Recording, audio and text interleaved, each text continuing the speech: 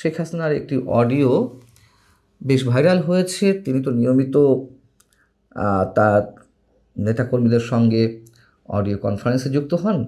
সেখান থেকে একটি অডিও শুনতে পেলাম। সম্ভবত একদিন আগে তিনি এই বক্তব্য দিয়েছেন বা কথা বলেছেন। সেই বক্তব্যের একটি অংশে তিনি বলছেন যে নাকে খত দিয়ে জয় বাংলা স্লোগান দিয়ে ছাড়বো কাদেরকে, যারা অত্যাচার নির্যাতন করেছে আওয়ামী লীগ নেতাকর্মীদের উপরে এই গত প্রায় 2 বছরে, তাদের উপরে। বেশ ভালো কথা। তিনি বলছেন যে 6 মাস অপেক্ষা করো, আমি আসছি, খুব তাড়াতাড়ি ফিরে আসব। সত্যিই তিনি 6 মাসের মধ্যে দেশে ফিরে আসবেন? বাস্তবতা কি তাই বলে? হতে পারে, অস্বাভাবিক কিছু না। রাজনৈতিক পরিস্থিতি কখন কোন দিকে যায় এটা আমরা নিশ্চিত করে কেউ জানি না। আসসালামু আলাইকুম। সাবেক প্রধানমন্ত্রী শেখ হাসিনা এবং পশ্চিমবঙ্গের নবনির্বাচিত মুখ্যমন্ত্রী শুভেন্দু অধিকারীকে নিয়ে বেশ কিছু গুরুতর অভিযোগ বা মন্তব্য করেছেন এলডিপির চেয়ারম্যান কর্নেল অলি আহমেদ, যদিও তার এই অভিযোগগুলো নেহায়েতই মিথ্যা। এখন প্রিয় দর্শক, আপনারা বলতে পারেন যে যদি মিথ্যা হয়েই থাকে তাহলে এগুলো নিয়ে আলোচনার কি আছে? আলোচনার অবশ্যই আছে। তার এই বক্তব্যগুলো তাৎপর্যপূর্ণ। এই কারণে তাৎপর্যপূর্ণ, বাংলাদেশের অধিকাংশ রাজনৈতিক দল এখনও কিসের উপরে ভর করে রাজনীতি করছে, তাদের কানেকশনগুলো কোথায় কোথায়, সেই বিষয়গুলো স্পষ্ট হয়ে ওঠে।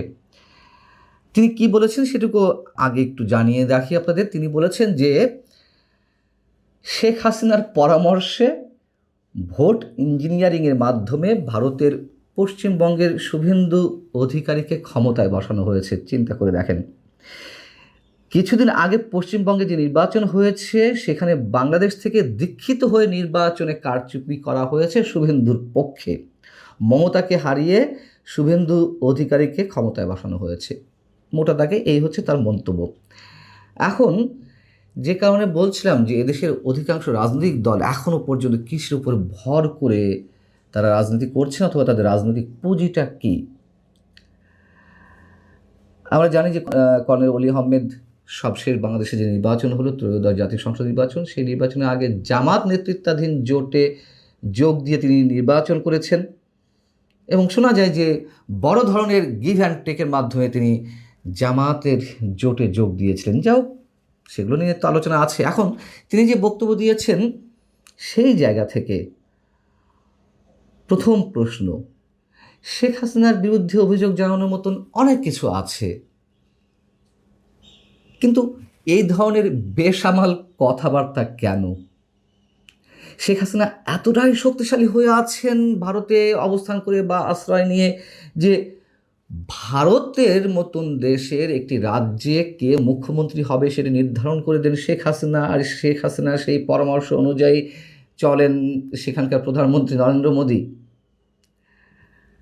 এখানে অনেক কিছু মন্তব্য করা যায়।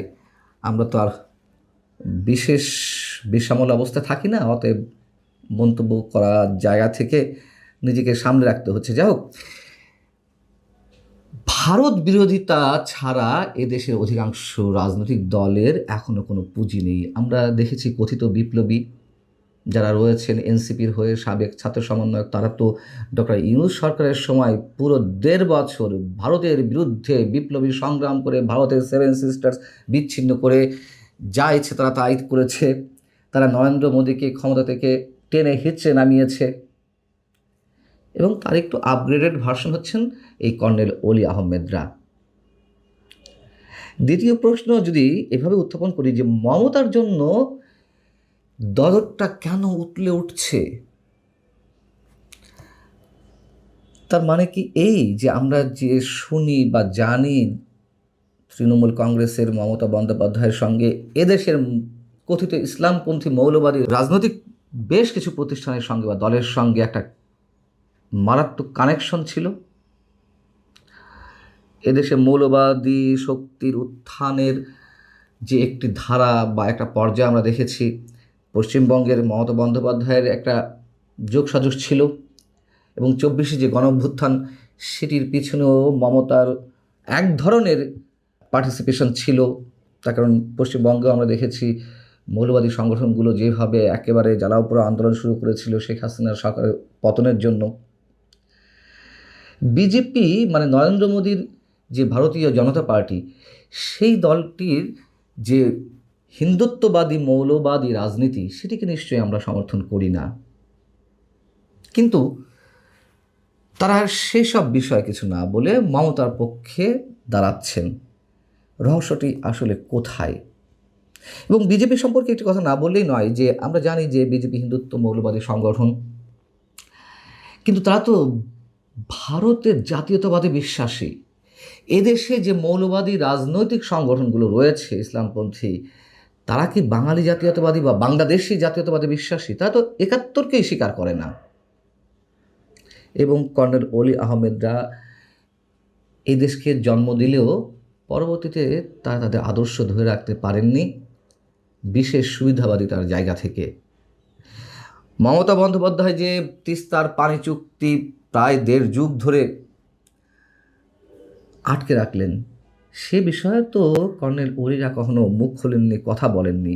পাকিস্তান ইস্যুতে কি এই কর্নেল অলি আহমেদরা বা এনসিপি কিংবা জামাত ট্রু শব্দটি করেছে? গত ১.৫ বছরে, মানে ডক্টর ইউনূসের জঙ্গি শাসনের সময় পাকিস্তানি গোয়েন্দা কর্মকর্তারা যে একের পর এক বাংলাদেশে এসেছেন, কোথায় কোথায় গোপন বৈঠক করেছেন, আঁতাত করেছেন, পাকিস্তানি জঙ্গিবাদী কার্যক্রমের সঙ্গে যেসব কথিত রাজনৈতিক দলের নেতাদের যোগাযোগ বা সম্পৃক্ততা, তারা যে বাংলাদেশে এসেছেন, আমাদের স্পর্শকাতর বেশ কিছু বাহিনীতে তারা যোগাযোগ বৃদ্ধি করেছেন, সেসব বিষয়ে ট্রু শব্দটি করেছেন? করেননি। এই যে জঙ্গিবাদী কার্যক্রমের সঙ্গে জড়িত অনেকে জেল থেকে বেরিয়ে এলেন, জামিন পেলেন, তাদের বিষয়ে কোনো কথা বলেছেন? বলেননি। এই যে মার্কিন চুক্তি নিয়ে তোলপাড় হয়ে যাচ্ছে সারা দেশে, তা নিয়ে এনসিপি, জামাত বা কর্নেল অলিদের মতন দলের পক্ষ থেকে কিছু বলা হয়েছে? বলা তো হয়নি। তাদের একমাত্র পুঁজি হচ্ছে ভারতে বিরোধিতা। এগুলো মানুষ আর খায় না। এমনকি সাম্প্রতিক সময়ে যে একটা মানবিক বিপর্যয় সৃষ্টি হয়েছে, মানবিক দুর্যোগ, হামে আক্রান্ত হয়ে সরকারি হিসাব মতে ৪০০-এর বেশি শিশুর মৃত্যু হয়েছে। বিশেষজ্ঞরা বলছেন যে সহস্রাধিক মৃত্যু হয়েছে এরই মধ্যে। সে বিষয়ে ডক্টর ইউনূস সরকারের প্রতি সামান্যতম প্রশ্ন উত্থাপন করেছেন? করেননি তো। এই হচ্ছে কর্নেল অলি বা তাদের জোটসঙ্গী জামাত বা এনসিপি, এদের রাজনীতি।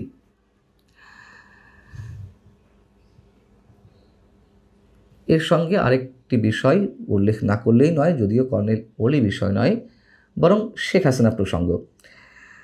হঠাৎ করে শেখ হাসিনার একটি অডিও বেশ ভাইরাল হয়েছে। তিনি তো নিয়মিত তার নেতাকর্মীদের সঙ্গে অডিও কনফারেন্সে যুক্ত হন। সেখান থেকে একটি অডিও শুনতে পেলাম। সম্ভবত একদিন আগে তিনি বক্তব্য দিয়েছেন বা কথা বলেছেন। সেই বক্তব্যের একটি অংশে তিনি বলছেন যে, মানে নাকে খত দিয়ে জয় বাংলা স্লোগান দিয়ে ছাড়বো কাদেরকে? যারা অত্যাচার নির্যাতন করেছে আওয়ামী লীগ নেতাকর্মীদের উপরে এই গত প্রায় ২ বছরে, তাদের উপরে। বেশ ভালো কথা। তিনি বলছেন যে ৬ মাস অপেক্ষা করো, আমি আসছি, খুব তাড়াতাড়ি ফিরে আসব। সত্যিই তিনি ৬ মাসের মধ্যে দেশে ফিরে আসবেন? বাস্তবতা কি তাই বলে? হতে পারে, অস্বাভাবিক কিছু না। রাজনৈতিক পরিস্থিতি কখন কোন দিকে যায় এটা আমরা নিশ্চিত করে কেউ জানি না। কিন্তু যদি সত্যি এর কথার কথা হয়ে থাকে, তাহলে কি জন্য তৃণমূলের নেতাকর্মীদের মন চাঙ্গা করতে তিনি এই ধরনের মন্তব্য করতেই পারেন, কিছুটা কৌশল অবলম্বন করতেই পারেন। কিন্তু কথা হচ্ছে, এতে কজন নেতাকর্মীর মন চাঙ্গা হয় আমরা জানি না। তবে এটুকু বুঝি, আওয়ামী লীগের তৃণমূলের নেতাকর্মীরা জীবনের ঝুঁকি নিয়ে, হামলা মামলার ঝুঁকি নিয়েও গত ১.৫-২ বছরে ছোটোখাটো করে হলেও বিক্ষিপ্ত মিছিল তারা করেছে, বিক্ষিপ্ত কর্মসূচি তারা পালন করেছে। মাঝখান থেকে কী হয়েছে? শত শত হাজার হাজার নেতাকর্মী কারাগারে গেছেন। কিন্তু কারাগারে যাওয়ার পরে কী হয়েছে? তাদের খোঁজ খবর কেউ নেননি। যদি নেতাকর্মীদের মন চাঙ্গা করতে হয়, তাদের যে মামলা মোকদ্দমা, তাদের সেই বিষয়গুলো খোঁজ খবর নিন। আমি দায়িত্ব নিয়ে বলছি, হাতে গোনা ২-৪ জন ছাড়া কেউ খোঁজ খবর নেন না। লাখ লাখ টাকা দিয়ে জামিন করাতে হচ্ছে, ভিটে মাটি বিক্রি করে অনেকে জামিনের চেষ্টা করছেন, তারপরে অনেকে এখনও কারাগারে রয়েছেন। এসব মিষ্টি কথাই নেতাকর্মীদের মনে চিরা ভেজবে না। আরও ভয়ঙ্কর যেটি, যে শেখ পরিবারের, বঙ্গবন্ধু পরিবারের সদস্যদের বিরুদ্ধে, যাদের বিরুদ্ধে অসংখ্য অভিযোগ ছিল, হাইব্রিড নেতা কর্মীর সৃষ্টি করেছে, বিভিন্ন দল থেকে যোগ দিয়েছে লেনদেনের মাধ্যমে এবং অঢেল পরিমাণ সম্পদ দেশের বাইরে পাচার করেছেন, তারা বহাল তবিয়াতে আছেন। তারা তো সুখে শান্তিতে মোটামুটি আছেনই, কিন্তু নেতাকর্মীরা যত যা ঝক্কি ঝামেলা, জীবনের ঝুঁকি নিয়ে সব কিছু করছেন, তাদের খোঁজখবর কেউ তো নিচ্ছে না। বরং সেই বঙ্গবন্ধু পরিবারের সদস্যদের কাউকে কাউকে দেশের বিভিন্ন স্থানে আবার দলের দায়িত্ব দিয়ে পাঠানো হচ্ছে। নেতাকর্মীরা হতাশ। যাদের বিরুদ্ধে এ ধরনের অভিযোগ, আবার তাদেরকেই নেতৃত্বে আনার চেষ্টা করা হচ্ছে। এসব মানুষদের কারণেই তো এই যে এখন যারা জীবনে ঝুঁকি নিচ্ছেন, তারাই তো বঞ্চিত ছিলেন 17 বছর বা 16.5 বছর। টুপ করে দেশের মধ্যে ঢুকে পড়ব, কিংবা যুক্তরাষ্ট্রের নির্বাচনে ট্রাম্পের জয় হয় কিনা সেদিকে খেয়াল রাখো, অথবা আওয়ামী লীগ ছাড়া নির্বাচন হবে না, এ ধরনের মন্তব্যে আমার মনে হয় নেতাকর্মীদের মনে এক ধরনের উন্নাসিকতা তৈরি হচ্ছে। যদি তাদের মন সত্যি সত্যি চাঙ্গা করতে হয়, তাহলে দলের মধ্যে শুদ্ধি অভিযান চালাতে হবে এবং এটি শেখ হাসিনাকেই করতে হবে। ভালো থাকুন সবাই। আল্লাহ হাফিজ।